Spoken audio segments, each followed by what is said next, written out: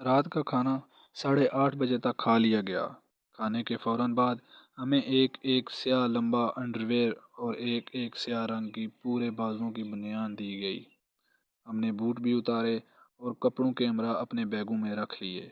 اب ہمارے سینئرز ہمارے ساتھ خوش گپیاں کر رہے تھے، لیکن صاف دکھائی دیتا تھا کہ وہ محض ہماری ٹینشن دور کرنے کے لیے تھیں، ورنہ ان کے چہروں پر سے بھی پریشانی صاف عیاں تھی۔ ان دنوں جنگ کے بعد بھارت اور پاکستان سیز فائر کی حالت میں تھے۔ پاسپورٹ اور ویزا نام کی کوئی شے نہ تھی۔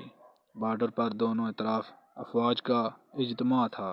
عین ممکن تھا کہ بارڈر کراسنگ کے دوران ہی دشمن ہمیں گولیوں سے اڑا دیتا۔ ہمیں بتایا گیا تھا کہ بھارت نے بارڈر کے قریب پاکستانی BRB نہر کی طرح ایک نہر بنائی ہوئی ہے جو خاصی گہری ہے۔ پاکستان کی طرف وہ ڈھلوان میں ہے، جبکہ بھارت کی طرف وہ بالکل سیدھی ہے۔ ہمیں وہ نہر کھڑے ہو کر بغیر آواز پیدا کیے تیر کر عبور کرنی تھی۔ اس کی ٹریننگ بھی ہمیں خوب اچھی طرح دی گئی تھی۔ ہنومان گڑھ اسٹیشن بارڈر سے 8 میل کے فاصلے پر تھا۔ راستے میں 2-3 گاؤں پڑتے تھے۔ ہمیں 2-3 گاؤں کے پاس سے بھی گزرنا تھا اور ان سے دور رہ کر اور گاؤں کے کتوں سے بچ کر بھاگتے ہوئے جانا تھا۔ اس وقت مجھے احساس ہوا کہ دوران ٹریننگ مجھے 11 میل مسلسل دوڑنے کی پریکٹس کیوں کروائی گئی تھی۔ اسٹیشن کے قریب پہنچ کر ہمیں بنیان اور انڈرویئر اتار کے عام شہری لباس پہن لینا تھا اور دونوں گائیڈ جو تھے ان کو واپس بھیجنا تھا۔ ہمیں بٹھنڈا تک دوران سفر 2 الگ الگ ڈبوں میں بیٹھنا تھا اور ایک دوسرے سے بات چیت ہرگز نہ کرنی تھی۔ یہ آخری ہدایات ہمیں دی گئیں۔ ٹھیک 10 بجے ہمیں مسلسل گولیاں چلنے کی آوازیں آئیں۔ ہماری بارڈر فورس نے پڑاؤ سے دونوں طرف تقریباً آدھا کلومیٹر کے فاصلے سے دشمن پر فائرنگ شروع کر کے دشمن کو جوابی فائرنگ میں مصروف کر دیا تھا۔ یہ فائرنگ ہمارے لیے گرین سگنل تھی۔ سینئرز نے ہمیں گلے لگایا۔ ان کی آنکھوں میں آنسو تھے۔ ان کے آخری الفاظ کچھ اس طرح تھے: "wish you God's help and best of luck". اپنی ذہنی حالت کے بارے میں صرف یہی کہہ سکتا ہوں کہ بارڈر کراس کرنے کی ٹینشن اور مشن کی اہمیت دونوں یکساں تھیں۔ گھر اور فیملی کا خیال ذہن سے بالکل نکل چکا تھا۔ ہمیں ایک ایک 30 بور ریوالور اور 100 گولیاں واٹر پروف پیکٹ میں دی گئی تھیں، جنہیں ہم نے اپنے بیگوں میں رکھ لیا تھا۔ بیگوں کو نہر عبور کرنے کے دوران سر پر باندھنے کے لیے رسیاں بھی دی گئی تھیں۔ 10:15 بجے ہمیں بارڈر کی جانب سے بڑھنے کا حکم ملا اور ہم سب کو خدا حافظ کہتے ہوئے اپنے گائیڈز کے ہمراہ بارڈر کی طرف چل پڑے۔ یہ تقریباً 100 میٹر کا علاقہ پانی، سرکنڈوں اور کیچڑ سے بھرا ہوا تھا۔ ہم نے تقریباً 80 میٹر کا علاقہ بھاگتے ہوئے طے کیا اور بقیہ کرالنگ کرتے ہوئے۔ کیچڑ اور سرکنڈوں سے ہمارے جسم مٹی اور خراشوں سے بھر گئے تھے۔ ہمیں کچھ پتہ نہ تھا کہ ہم کب بھارت میں داخل ہوئے، کیونکہ سرحد کا کوئی نام و نشان موجود نہ تھا۔ ہم بس آگے ہی آگے بڑھتے جا رہے تھے کہ گائیڈ نے کہا کہ نہر آ گئی ہے۔ ہم ایک ایک کر کے نہر میں اتر گئے۔ گولیاں دونوں طرف سے تڑاخ تڑاخ چل رہی تھیں۔ نہر کو ہم نے کھڑی پوزیشن میں تیر کر عبور کیا۔ بھارت کی طرف کا کنارہ پانی سے خاصا اونچا اور 90 درجے کا تھا۔ اس پر چڑھنے میں خاصی دقت ہوئی۔ اس دوران اس کنارے پر پٹڑی بھی تھی جس پر BSF یعنی کہ بھارتی security force, border security force گشت کرتی تھی۔ ہمیں جلد از جلد اس پٹڑی کو عبور کر کے کھیتوں کی طرف دوڑنا تھا۔ احتیاطی تدابیر کے دوران پٹڑی پر ہمیں الٹے قدموں چلنا تھا تاکہ اگر ہمارے پاؤں کے نشان کوئی دیکھے بھی تو یہ سمجھے کہ کچھ لوگ بھارت سے پاکستان کی طرف گئے ہیں۔ پٹڑی سے الٹے قدموں گزر کر ہم کھیتوں کی طرف بھاگے۔ کھیتوں کی منڈیروں پر ہم تیز بھاگتے گئے۔ وہاں بھی کھیتوں میں ڈیرے بنے ہوئے تھے۔ ہم ان ڈیروں سے حتی الوسع دور رہنے کی کوشش کر رہے تھے۔ اس وجہ سے ہمیں کئی بار ایک کھیت عبور کر کے کبھی دائیں اور کبھی بائیں جانب جانا پڑتا، کیونکہ ڈیرو پر پالتو کتے ہوتے ہیں۔ صرف ایک جگہ 10 منٹ آرام کر کے ہم نے اپنا سفر جاری رکھا۔ ہنومان گڑھ اسٹیشن سے تقریباً آدھا کلومیٹر پہلے ایک نہر آئی۔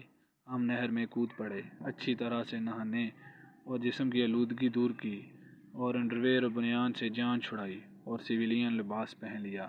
گائیڈز نے ہمارے لیے ٹکٹ لینے جانا تھا، لیکن میں نے انہیں روک دیا اور کہا کہ پیسے تم رکھ لو اور اندھیرے اندھیرے میں ہی واپس اس گاؤں میں پہنچ جاؤں جہاں تمہارا انتظار کیا جا رہا ہے۔ اس دوران میں نے اپنا ریوالور لوڈ کر لیا تھا۔ وہ دونوں اس وقت واپس روانہ ہو گئے۔ میں نے اپنے ایک ساتھی کو ان کے پیچھے بھیجا کہ وہ واقعی واپس جا رہے ہیں یا کہیں راستے میں چھپ گئے ہیں۔ اسمگلرز سے ہر بات ممکن ہے۔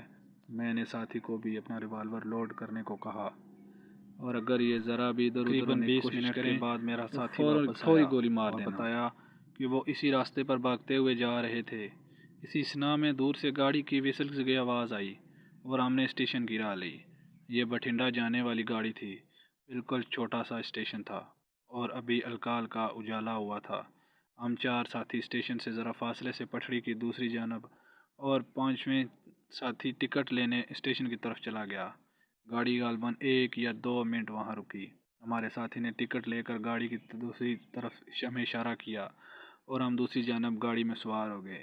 ہمارا ساتھی دروازے کے ساتھ ہی کھڑا تھا۔ اس نے ایک ایک کر کے ہمیں دروازے سے گزرتے ہوئے ٹکٹ تھمائے اور ہم 5 اجنبی بن کر ایک ہی ڈبے میں بیٹھ گئے۔ تقریباً پون گھنٹہ بعد گنگا نگر آیا۔ یہ خاصا بڑا اسٹیشن ہے۔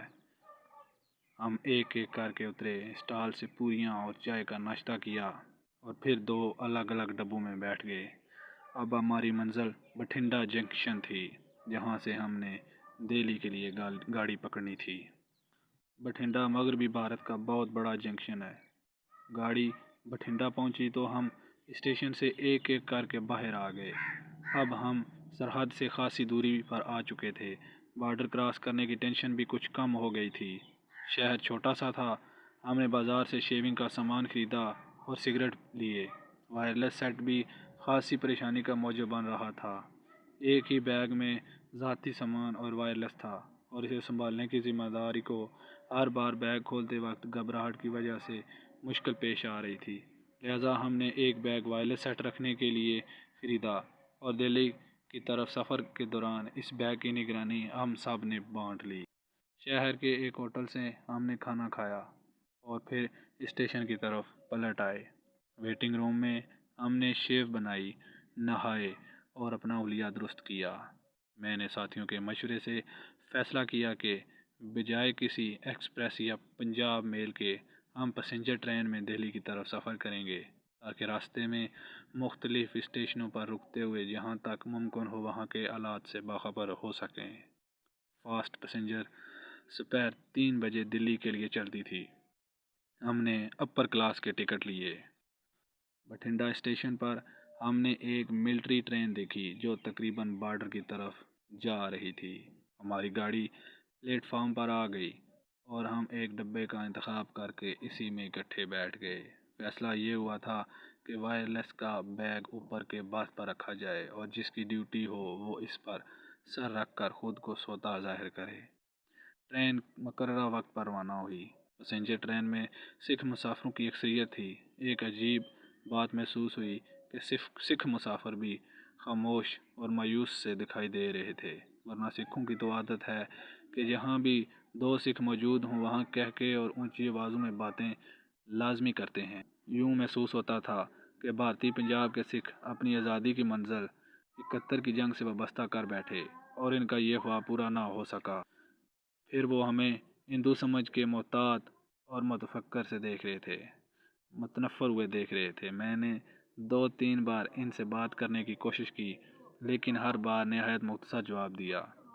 ہم نے بٹھنڈا سے براستہ دہلی جانے سے پہلے جلندھر اور پھر دہلی جانے کو ترجیح دی